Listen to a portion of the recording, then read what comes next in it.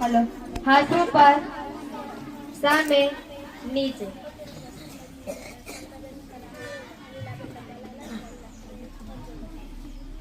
કાલે નીલાબેન પાણી નાખવાના ડબ્બા લઈ લે કોની જોડે છે?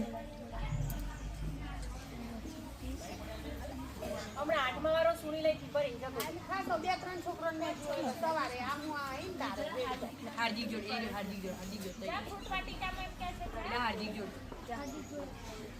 કાલે ગોપાલ સાહેબને નોટિસ આપવામાં આવી હતી એ વાંચું છું.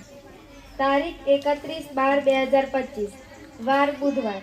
નોટિસ આપવાનું કારણ ભાષા ભવનની બાજુવાળો ઓટલો તૂટી ગયેલ છે જે તમને રિપેર કરવાનું કહેવામાં આવ્યા છતાં હજુ પણ તે રિપેર થયો નથી.